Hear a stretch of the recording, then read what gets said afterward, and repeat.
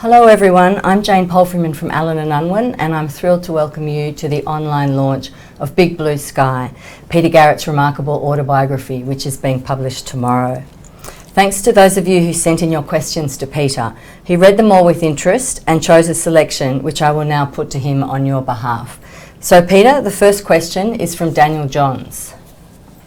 Hey Peter, so I was just wondering, we were just talking the other day about when we saw Midnight Oil at Waybird in 2000 and something. I was just wondering, like, it was like seeing a 747 taking off or something. And I was just really curious as to how you maintain that fire in your stomach and how you managed to be so passionate after all this time, you know. Daniel, I'm so jazzed that you should ask a question amongst some of my other friends and colleagues and a lot of other people around the place. My answer is going to be pretty much the same to some of these questions, and that is the band. I think that when Midnight Oil got up on stage, it made a mighty sound, and you couldn't help but be affected by that sound, particularly if you're only standing about 2 feet away from Rob's drums and about 3 or 4 feet away from Martin and Jim's guitar amps. And I think at Wave 8 as well, it had the added dimension of being something which we cared about. We were raising money with lots of other members of the music industry to try and help the people that had been affected by a natural disaster. You can't help but feel the energy on a day like that, and that's how it happened.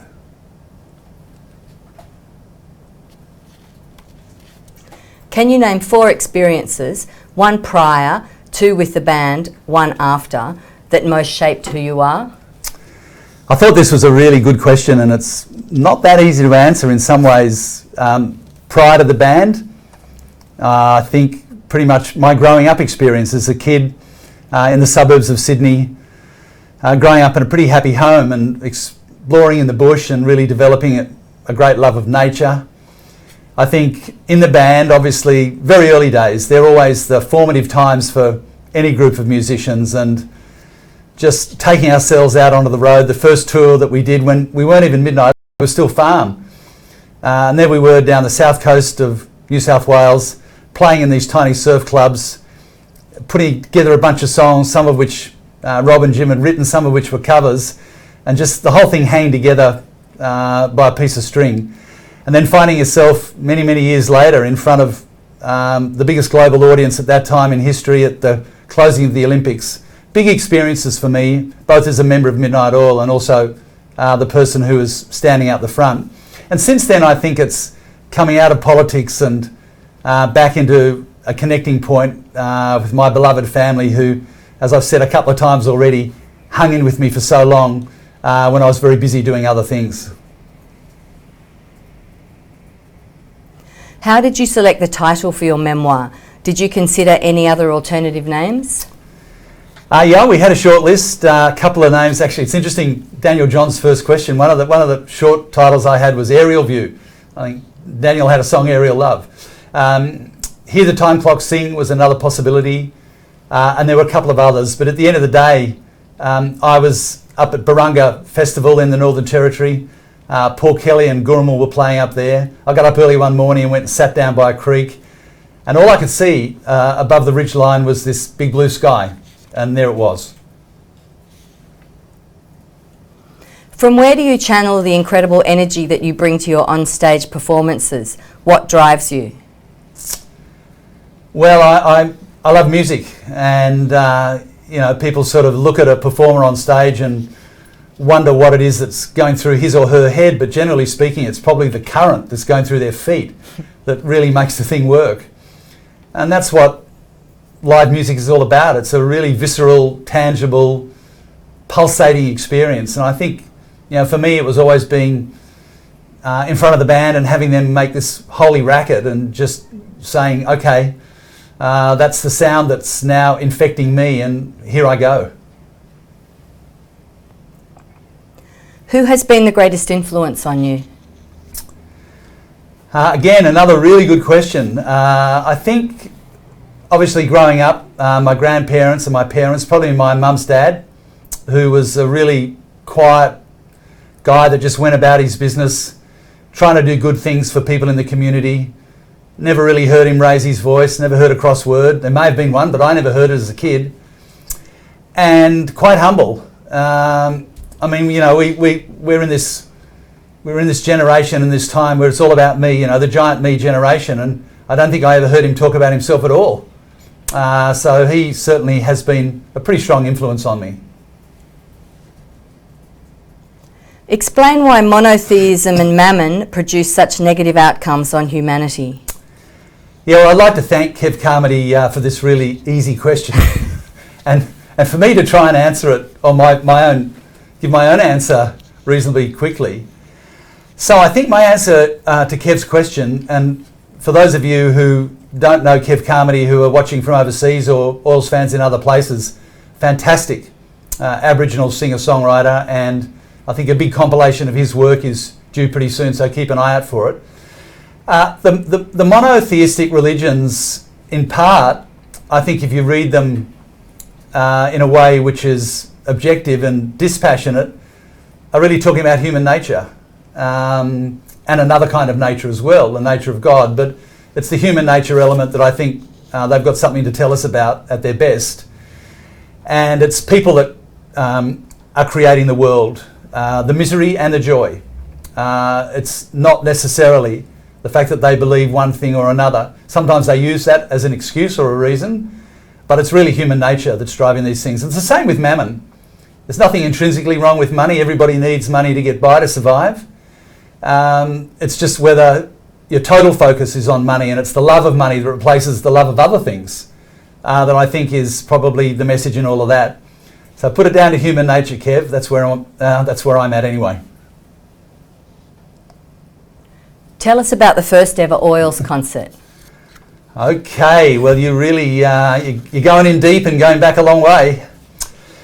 It's got to be Nauru Showground in about 1974 or 5, I think, as Farm. If it's Midnight Oil, then it's probably either the Regent Hotel in Kingsford or possibly French's Wine Bar or the Chatswood Charles Hotel. The historians are going to argue a little bit about this, but my memories about the first ever Midnight Oil concert is the same as my memories about the last ever show that we did before we came back and did some of the big benefits. It was loud. When the Oils began, when did you realise what a powerful band you guys were? Was it during or after a particular gig, or did you know there was something special when you first rehearsed with the band? Look, I'm not going to spend all the time talking up this band because there's lots of other great bands out there, but I know that Oils fans are interested in this stuff, and for me it was really simple. And I write about it in the book which we're launching today, Big Blue Sky, because it was such a physical moment for me when I went along to the audition. And luckily passed. They were playing in a school hall and it sounded incredible and big and powerful, and it was like a tumult was kind of dropping off the ceiling for me. Where did you get the inspiration for your dance moves on stage and videos? I don't copy anyone much. I'm not interested in doing that, and I never really thought about it at all. I think I've said this as well before, but hey, I just waited till they started playing and then I just started moving. Why did you decide to join Labor instead of the Greens? I'd had a long association with Labor in the past. People sometimes get it a bit confused. They think that when I was the president of the Australian Conservation Foundation, I was actually in the Green Party, but the ACF is a non-government organisation and I worked with them for a number of years on lots of different environment issues. And we got some really good things done at that time. But when I decided to move into formal politics, I chose Labor. I'd had an association that went back some time. And there was something about the values set of a party that was talking not only about issues that were important to me, like environment, and had done some really good things in the past, but could do more. And its willingness and wanting to make sure that people everywhere were given a decent opportunity at jobs, at education, and so on, that rang a bell. I was a Gough Whitlam fan. Gough meant a great deal to me. And even though I had a lot of friends and people I'd worked with in the Greens, I felt that it better suited me to be in the Labor Party, and if we got to government, hopefully to get some good things done. Do you think you were instrumental in changing things after you joined the Labor Party, or do you think you did more while you were independent?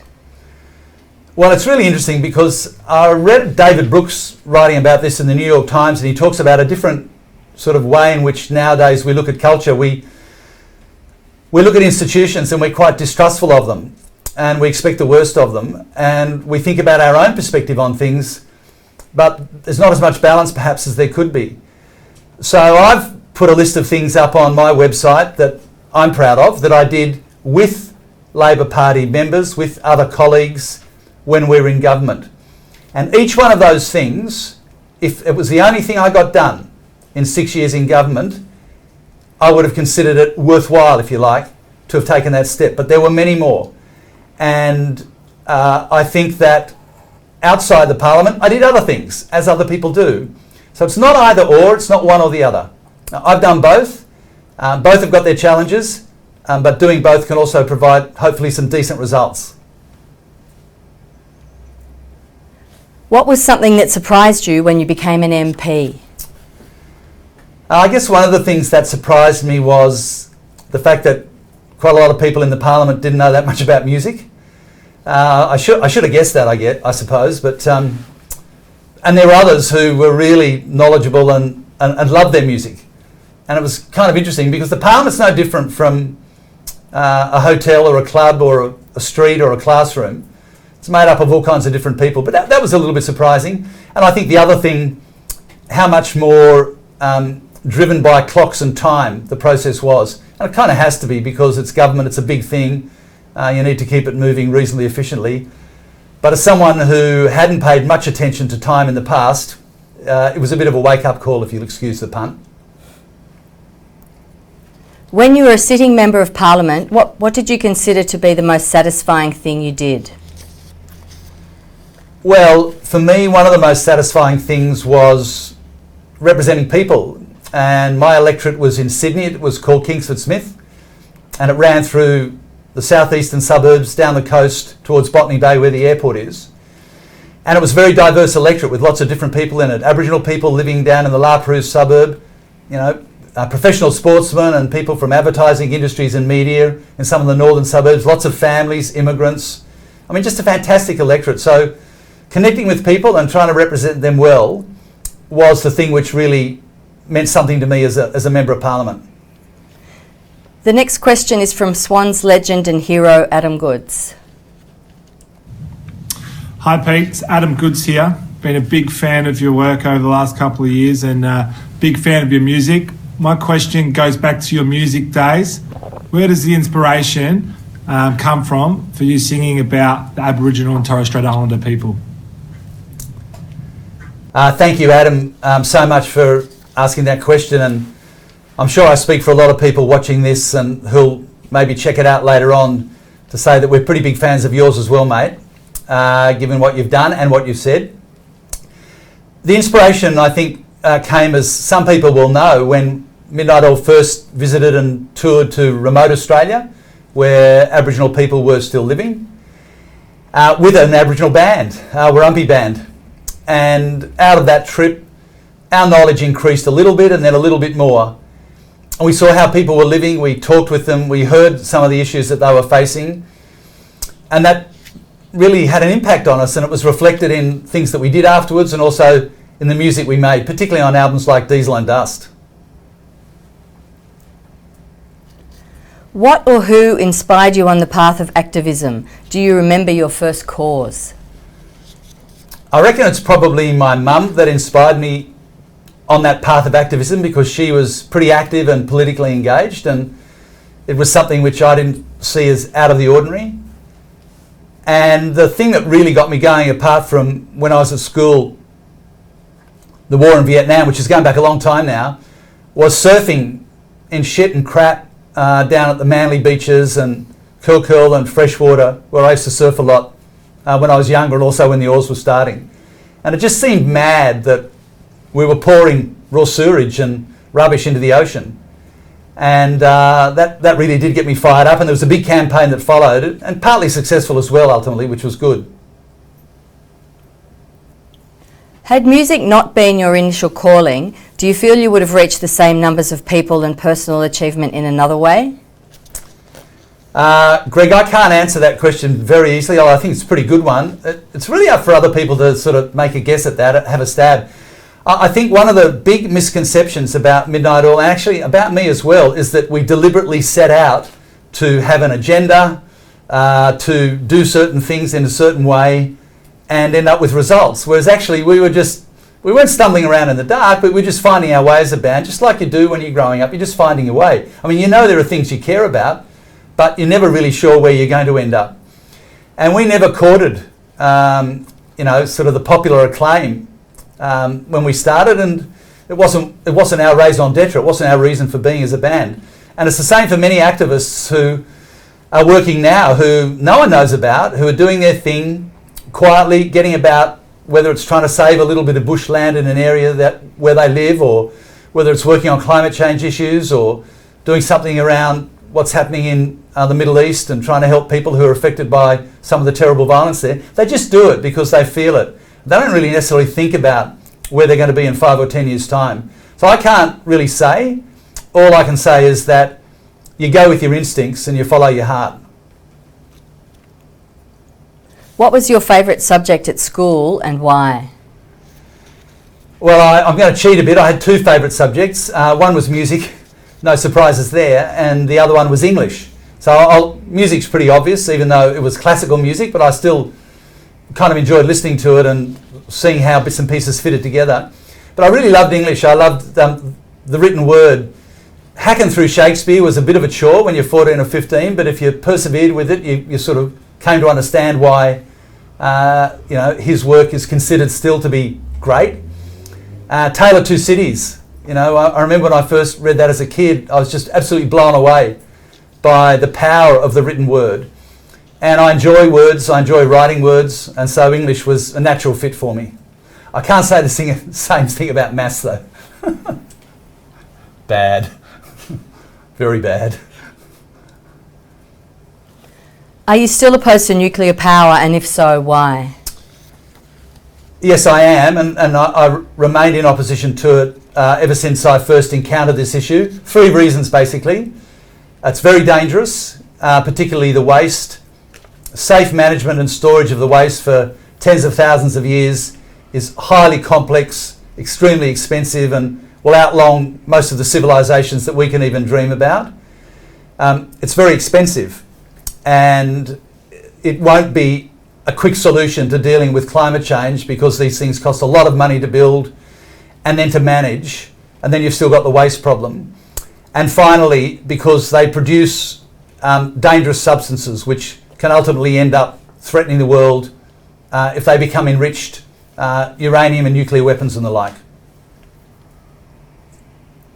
What are your thoughts on the government trying to close remote Indigenous communities? What could we do as a nation to keep the communities open and viable? I'm pretty suspicious about the plans to close these communities, and I do know that in some places there are really tiny communities which have got quite a lot of infrastructure, and because a lot of people in that area, Aboriginal people, may move from one community to another depending on family ties, then it's a legitimate question for governments to ask themselves about resourcing, but only in as much as if this is where people are choosing to live, if it's their country, if it's where their kids are going to school, then it doesn't matter whether it's 20 or 30 or 40 people or 500 people. You just can't pull people off their country that way, and I'm terribly concerned that if thoughtless closures go ahead of this kind, then people will drift into town and away from their connections to other family members, and find that being in town is pretty difficult for them. Why do we currently seem to lack politicians on either side of politics who have a passionate, big picture vision for Australia's future? Can you help bring forward future leaders? Thanks very much, Jessica, for asking this really good question. And I think some people do have a big vision, and I write about it in the book. You know, I had some really big things that I thought we should be pursuing, and some of those I had a chance to have a bit of a go at, and others you just don't have the time for once you're in government. And I know when you read the speeches of people when they first go in there, that they quite often are about the big picture, but they very quickly get subsumed by the day-to-day. And we need to lift our eyes off the here and now a little bit, and we need to come away from some of the picky, you know, trying to sort of put the pin in the dial of people way of thinking and observing that's pretty common in social media sometimes. I know it's quite often people who are narky who go onto social media, but it's a little wearisome. And also, you'll never get them. It's not a media bash. They have their go at me, and you know sometimes you can understand why, but you never really read or see the positive, the good things that are happening, the good work that people are doing, whether it's in or out of politics. So I do think we need to recognise that there are two things happening in the world. Yeah, people are getting some things wrong and we've got problems, but also people are getting some things right and they're trying to fix them. And unless you know that second thing's going on, it's pretty easy to get disheartened. When it comes to young leaders, I think it's important to mentor young people. I'm stunned by young people that I meet who are out and about, getting active, whatever they're doing. The energy of young people is, you know, it's just amazing. And I just think it's encouraging people, mentoring them where you have that opportunity, and letting them know that anything's possible. What issue or cause would have inspired the Oars to write a song if they were still together? Well, that's a question to the whole of the band, but if I'm sitting in the room with the boys, you don't, as I said before, decide to write a song about an issue. But it may be that someone brings a song in, or we do feel pretty strongly about something and it turns into a song. And I guess it might be climate change, dangerous climate change, the planet warming up, us being able to fix this if we just exercise the political will to do the job. How would you like future generations to remember your contributions to music and the environment? Good question. Thanks very much for that one. But it's up to future generations. I hope they remember it as having a red hot go. Saying sorry at the Olympics, do you think it made a difference to the plight of Australia's First Nations people? It didn't fix people's problems overnight, but saying sorry did, I think, and I hope, advance that issue another stage. And initially, after we did the performance, I think people were mixed about it, and certainly they were when they came up to me in the street, and I hear from people what they thought. And I've noticed over the years that more and more people are positive about it as attitudes changed. So we were just part of a changing attitude thing that was happening at that time. We provided the frame for it and a soundtrack, but it was really up to people to take with it what they would. And then, of course, when Mr. Rudd, who I've been pretty critical of in my book, but also recognised how important it was when he made the speech apologising to the stolen generation in the Parliament, that took it another step. And then we can take it another step further. But it's working with Indigenous people. It's not working for them and assuming we know what's right for them. It's working with them. And it's recognising that for Australia, we've got this thing which we're still coming to terms with. So I hope it made a bit of a difference in enlarging our understanding. Do you think there is room for strong and thoughtful environmental activism in the popular music of today? Yes, I do. Go for it, everybody. Form those bands, write those songs. Is there still room for politically and socially conscious bands in today's music scene? If so, who do you see as the artists who are best doing so? Okay, so these two questions are following one on from the other.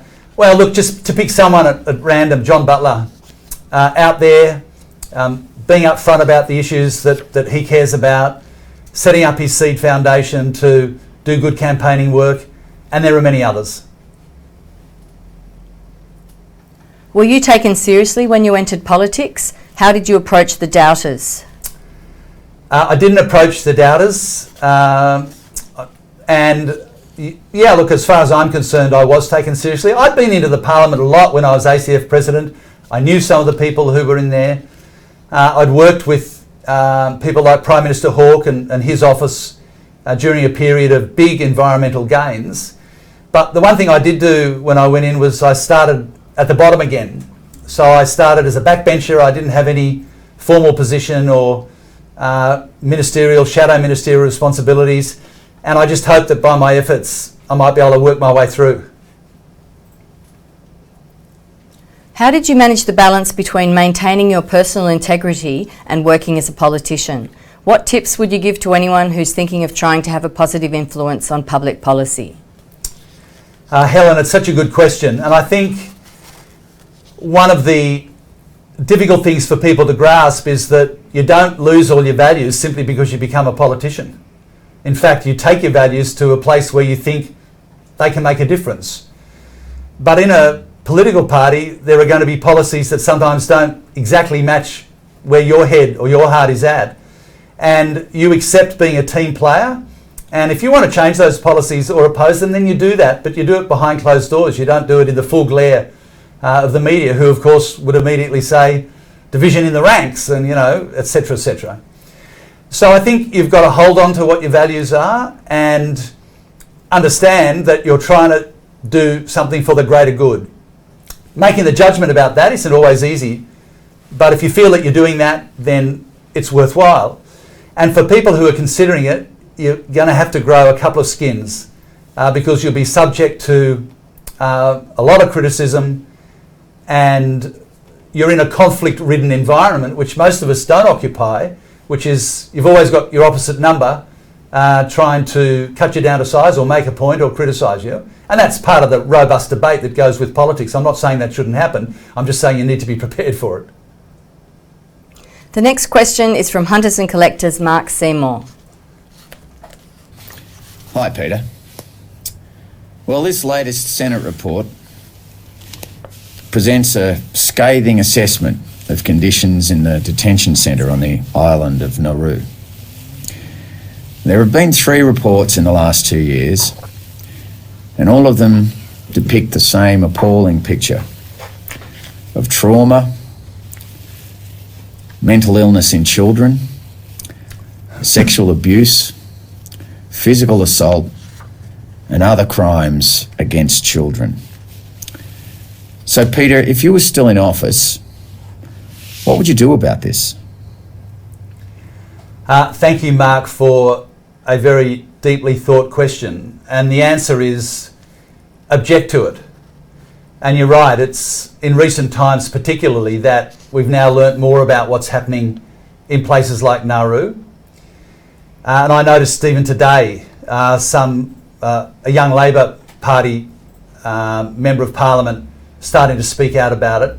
And I would support her and speak out about it too. I think one of the most difficult things about the refugee issue generally, and where Australians have been on it, has been this very question. The balance of security against humanitarian concerns, and at the moment, particularly in those reports that you quite rightly point to, humanitarian concerns need very much to be taken into account. What concerns you most about environmental issues at the moment? I'm not sure that there's something that concerns me the most, but I think it would be that we still haven't fully understood, or our systems and institutions haven't fully understood, that we can't simply continue to have uncontrolled, unmediated economic growth, that we need to make sure that we see the economy as a subset of the environment, not the other way around. Climate change is the crunch issue on this one because of the amount of greenhouse pollution in the atmosphere and the kind of differences that we're going to see in weather in our lifetimes. And in fact, it's already happening today. And the second thing would be to understand that we've come from nature. It's a part of us. So we really need to get that focus, that perspective up front in our thinking, whatever we're doing. Which is your most favourite wilderness place? I really had to scratch my head long and hard about this question because I've got a heap. which time doesn't permit me to go with. And Big Blue Sky, I do talk about some of the places I love, and so I've got my hand up for the Kimberley tonight.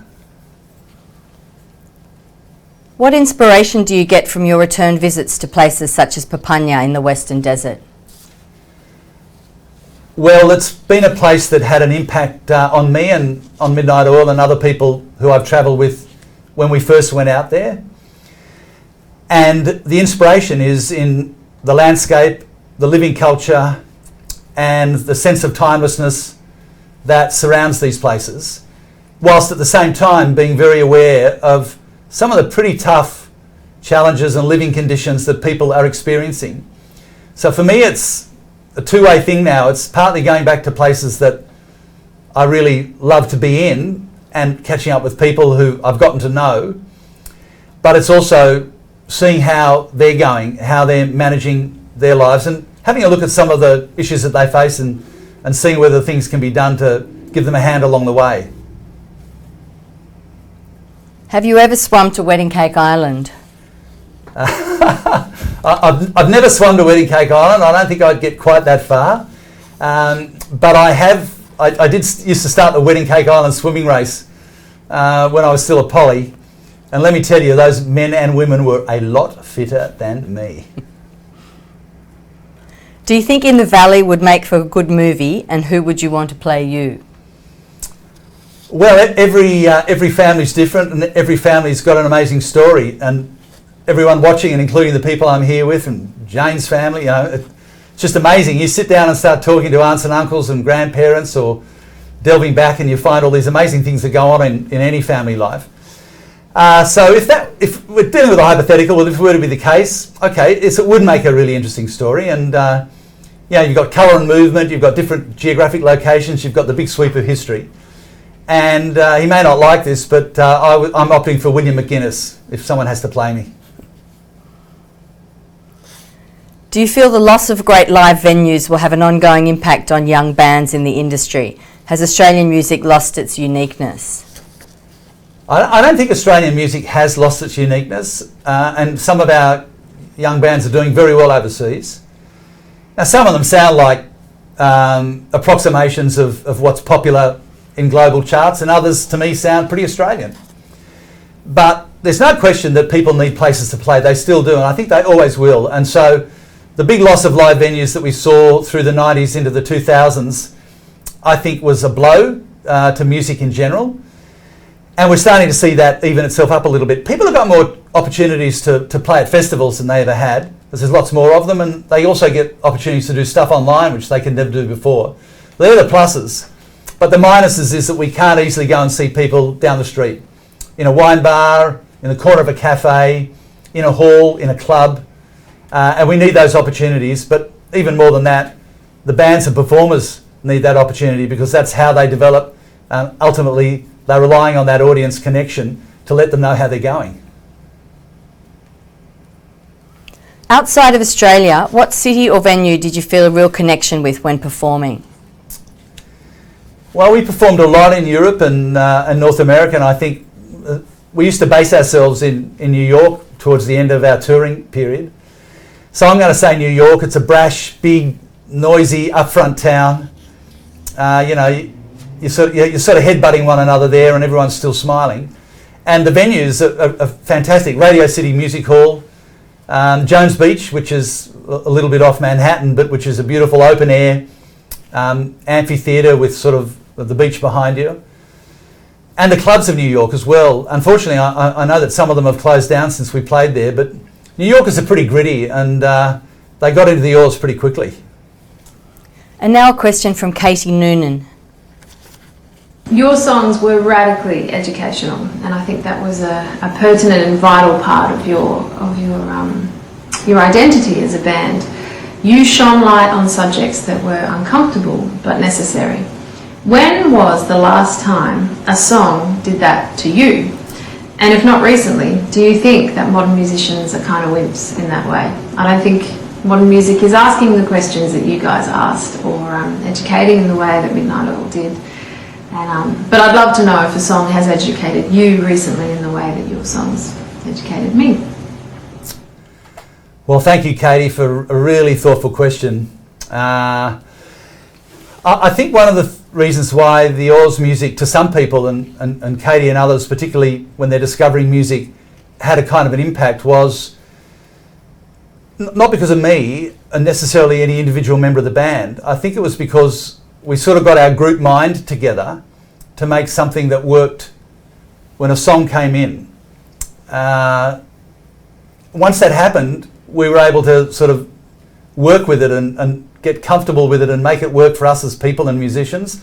And then, of course, as a band, we went out and did stuff afterwards, playing those songs, interacting with the world. And that increased our knowledge and understanding and the connections we made with people. And so the thing kind of kept on tumbling like a snowball down a hill without us really knowing. We weren't pushing it, it was just rolling. So, and I think you take, a gifted lyricist like Rob Hurst or Jim Magini, who can really sum up those things within songs, and you've got something which can move people at an emotional level, but also works at an intellectual level. I mean, some people might think a song's about one thing and some about another, but I think quite often we got that mix in the place it needed to be. Now, do I hear it in performers and music today? To be honest, not much. I tend to listen to performers from an earlier era, maybe blues artists or Dylan, but I mean, there are people who do it, obviously Billy Bragg, Wilco, and I can think of younger artists too. Maybe not with quite as much direct pungency as what was happening at that period, but it's a much more diverse and amorphous time, and maybe I just haven't quite picked them up. I'm going to get a chance to do a bit more listening once I finish my book tour, so I'll come back to you on that one. In Old Men, the ageing protagonist, Sheriff Bell, retires because he feels overmatched in the face of the world's growing brutality. Is that how politics felt for you? In a word, no. I had my eyes open when I became a politician. I've got the media saying I was talking off my talking points today. Not quite true, but never mind. The fact is that as I've launched Big Blue Sky, I've also said I thought it was a privilege to serve at the high levels of government in this country, a country that I love and I've always wanted to do something for. And politics is a tough game. It's probably one of the toughest in town, but that's not the point. People who go into it know that. And if you go in with a really strong sense to try and do the best that you can, and you get that opportunity finally to sit in that office and make those decisions, then it's a gift that comes from the people. And so the brutality of interplay and leadership challenges ultimately is minor beer compared with the sorts of things you can do when you're in government. Are you disillusioned with politics in the way one has to compromise or abandon one's core values to be selected or endorsed? Look, we've got quite a few questions like this. I think I've had a go at answering it before. The answer's no. And there are parts of politics that are disillusioning. Of course there are, and you see it every day. But politics generally, no, I'm not, and I don't think we should be. I think we need to influence and infect our political institutions with lots of young people, with lots of people who've got ideals and want to get things happening. I think there's a very strong argument for some big reform in the party that I'm a member of and served in government, the Labor Party. You can't have the unions really effectively dominating the outcome at things like the National Conference. You need to have a much more democratic way of starting to bring policy through where it's approved and discussed by the members and then the party gives effect to it. But politics has always been played by humans since the beginning of time. The current system we've got, to paraphrase Churchill and 1,000 other people, is not perfect, but it's the best one we've got. We should continue to try and improve it, but we shouldn't walk away from it or shake our heads and think that there is no possibilities with it. What are the answers to our challenges of sustainable development, environmental management, hopeful divestment from fossil fuels, and really tackling climate change 100%, given our stagnant political climate and intricate embedded ties with big business? Two answers. The first is education, and the second is a price on carbon pollution. Those two things, if given absolute full rein, will certainly satisfactorily deal with some of the challenges that this very thoughtful question poses. The next question is from John Butler. Ready? We're recording. Hello, Peter. I hope this finds you well. I'm here in Hamburg, and I'm thinking of this question for you. It's a tricky one. Tricky one for me to put into words. When you joined the Labour Party, I saw it as a really brave and selfless act, because you must have been aware of a compromise that was coming with that after working with NGOs and more hardline activist organizations, that working with the Labour Party was going to be such a compromise. But I saw that you were making that move for the greater good, that you were willing to lose a pawn to get the king. And I was just wondering how you dealt with that pressure from, I guess, a lot of old colleagues and the environmental movement itself, that the judgment that you would have sold out. As I said, I saw it as an amazingly selfless and brave thing to do, and I think I think I know why you did it. But I just want to know how you dealt with that. After having your heart so entrenched and putting so much hard work into that world, and then having a part of that world come back at you and judge you. It must have been really hard, amongst all the other things that were going on in the Labour Party and in your own life, to have old friends and colleagues maybe judge you. I just wonder how you dealt with that, and what got you through, and what keeps you strong. Lots of love. Hey, lots of love back, John Butler. I was just talking about you. There's a big difference between the Green Party and conservation organisations and environment groups. And I had a really good relationship with nearly all the environment groups when I was Environment Minister. And I got a lot of positive feedback from them because we got a lot of things done. The Greens were particularly strong in their attack, and I thought sometimes a little bit over the top. And some of those people I knew well, but they weren't the conservation organisations. And I look at the stuff that I've just put up on the website now to provide people with a bit of an idea of what was going on. When I wrote Big Blue Sky, I didn't want to have a long list of, this is what I did, therefore, my decision was a good one. I didn't want to write a memoir like that. But I have put that list of things up so that people do actually see the facts. And I look at the way in which we initiated caring for our country and increased the spending on protecting national parks and Indigenous protected areas. I look at taking the Japanese to the International Court of Justice on whaling, the only second time in the last 50 years that we've been into that court, and we won that case. All the money that we invested on an alternative model for how we might look after whales and dolphins in the International Whaling Commission. I look at what we did establishing the work, which was continued by my successor, Tony Burke, to get fantastic marine reserves up and underway around Australia. The Coral Sea Conservation Zone, nearly 1 million square kilometres declared. I look at the rollout of solar panels on a scale that never ever happened before with Howard and that crowd. I look at a whole heap of smaller decisions, some to do with stopping things like the Traverson Dam, others to do with actually reinstating the grants program for those conservation organisations that I felt was appropriate. And I also look at the letters that I got from people like the Queensland Conservation Council thanking me for my time as Minister. So, it sounds a little bit like me, I, but as an Environment Minister, I knew that issue very well, and I got a lot of really positive things done. I would have loved to have done more, but I certainly didn't feel conflicted or compromised about that at all. In fact, I was glad I had that opportunity. John, I say to you, Ningaloo, World Heritage listed at last, and the Kimberley on the National Heritage List too, and a planning process that hopefully limits the kind of impacts that big developments can have there. How did I come through the other end, still kind of smiling and sitting here and saying all this to you? Working with people, working with others, listening carefully to what people said. I always thought the job of being in this office was about working with the groups that you were there to represent. And I felt that we did that as well as we could. And so I had a bit of bounce in my feet when I left that office. How do you divide your attention between so many projects and not get burnt out or give up? How do you look after yourself?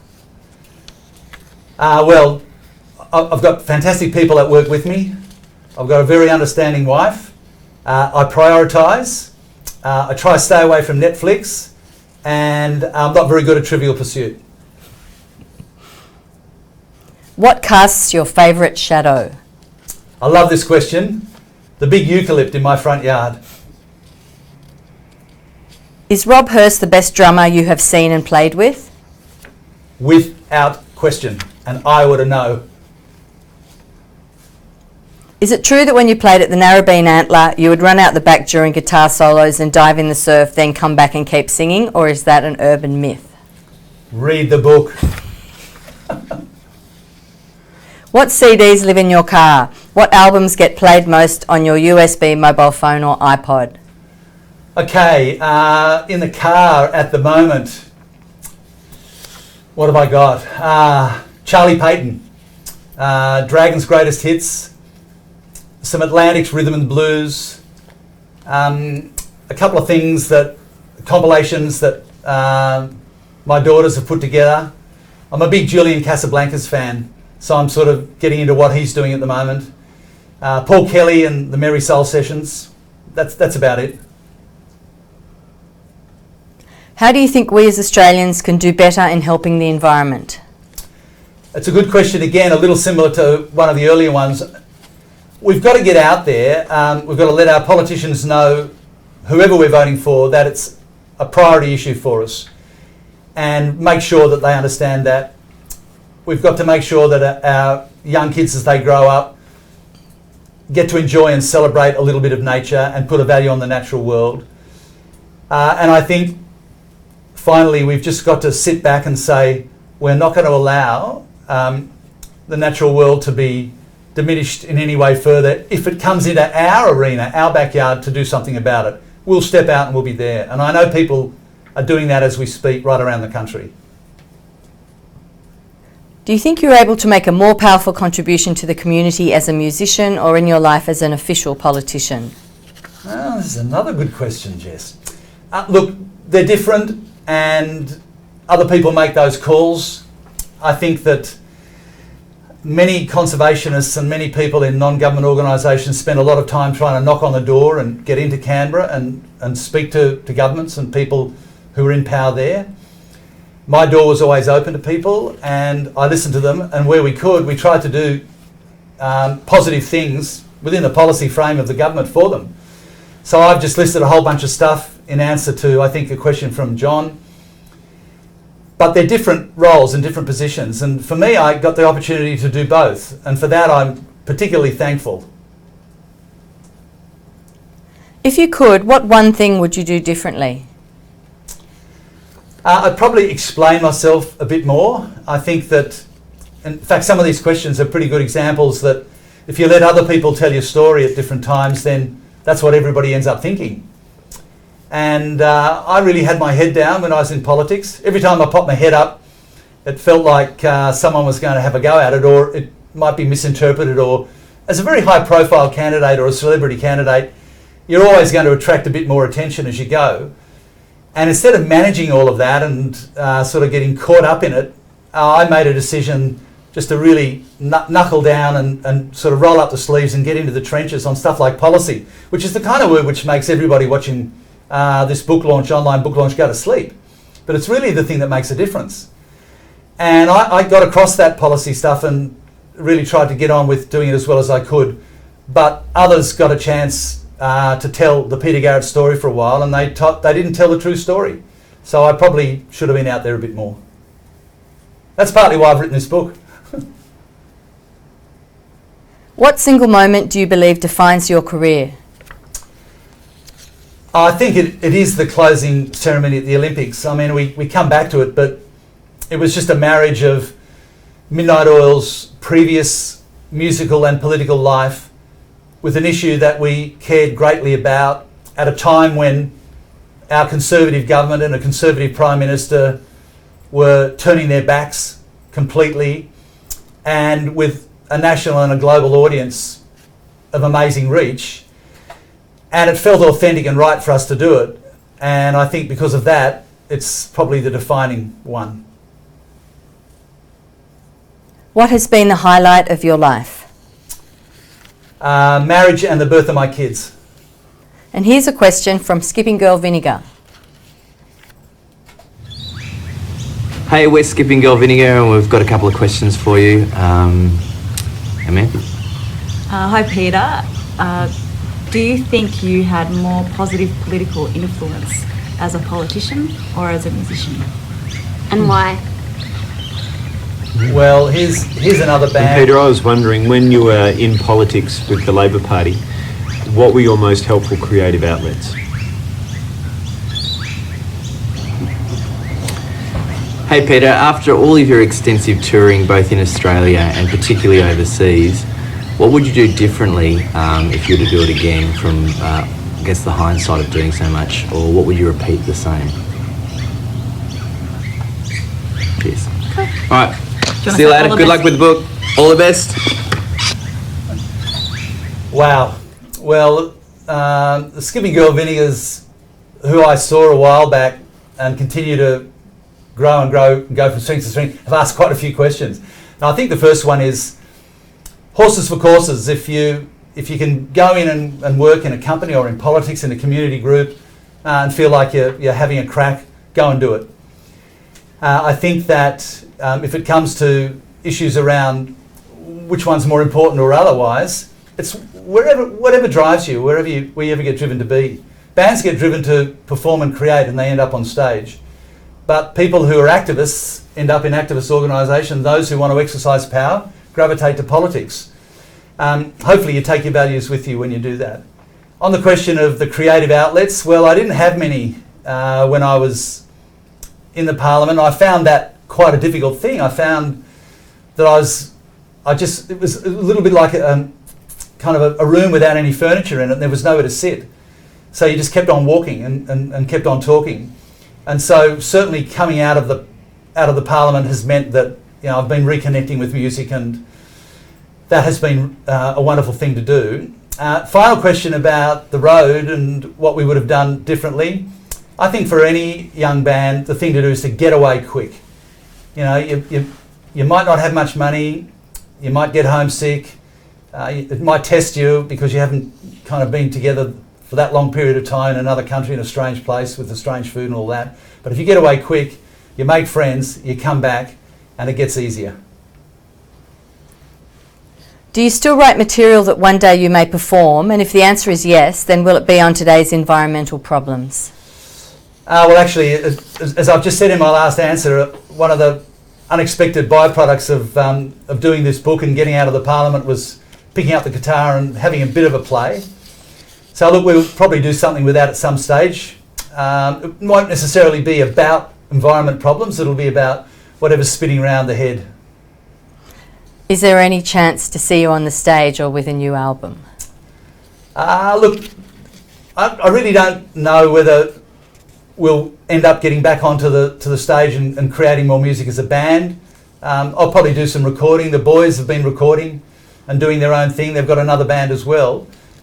My answer to it is if the stars align. If it feels right to people, then it can happen. There's no reason why it can't, but at the moment, everybody's doing other things. So we'll just have to wait and see. It's a watch this space answer, I know, but that's where we're at. If you had to pick your favourite Oil song, what would it be and why? They pretty much change week to week, month to month. Sometimes I can't bear to listen to them, sometimes I enjoy it, but tonight it's One Country. And I think it's because it sort of sums up very well where I think we need to be, both in this nation and around the world. When Jimmy first brought the Bones in, it had so much soul, and I think we were able to take it somewhere. And if I listen to it now, it still does move me. Where are you headed now in terms of artistic, political or human expression? Just to free myself up as much as I can to go out and go to the things that really drive my interest, that I think need attention, that I can connect with, and and find out if there's a little bit of music there to go along with it. The yin and the yang, the salt and the pepper, the land and the water.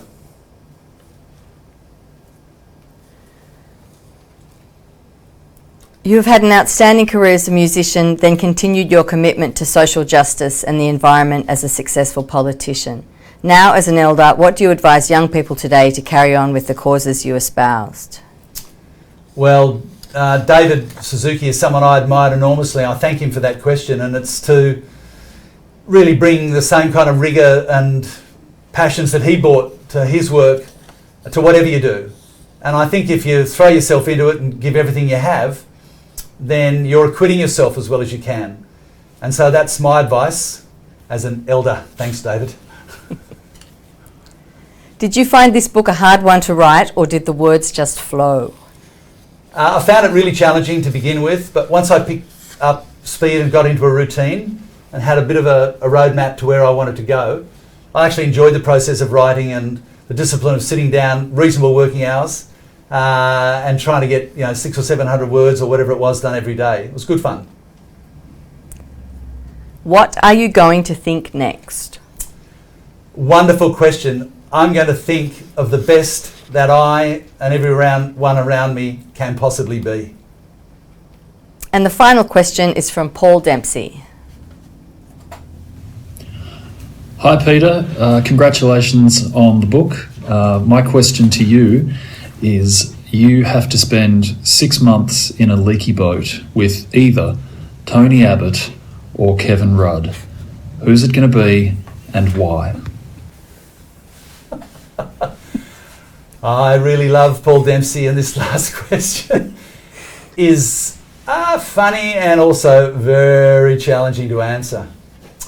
Well, despite what I've said about both of these leaders in Big Blue Sky, I can't jump out of the boat, I'm guessing is the base point for the question. I have to stay in there. So I've got to convince them about certain things. Abbott, that'd be hard. He had and has had years and years to come to grips with the environment, to come to grips with compassion in human rights, to come to grips with a view which isn't simply reactive and sees everybody else as the opposition and the enemy. There's a reason that Mr. Abbott was a terrific opposition leader. I think he thought in those terms. And so I guess if I was in the leaky boat, I'd say, well, Tony, we've actually got to row together. Whether you got the budgie smugglers on or not, or me as well, let's just have a crack at it and see where we end up. With Mr. Rudd, I had my criticisms of him as well. At the same time, he was a Labor leader of Labor governments that got a lot of things done, and a lot of good things, a lot of things that I think people like myself and others who were members of the government and who were ministers are probably proud of. We're not being false and sticking out our chests around it. We got some good things done for the country. Didn't agree with the leadership and strongly supported Julia Gillard in her prime ministership. But I guess I'd be saying, well, look what can happen when you row together, when you work together. And why are we here? Why are we in the boat? It's not necessarily because we want to be the one deciding exactly which direction to go in. It's because we believe that the country and the people that we represent need to be in that better place on that faraway shore. So that would be something like my discussion, I guess. That is, if I didn't have a snorkel, goggles, or an oxygen tank with me. Peter, that was fantastic. Thanks, Joe. Thank you all very much. This was great. Great questions. Thanks for listening.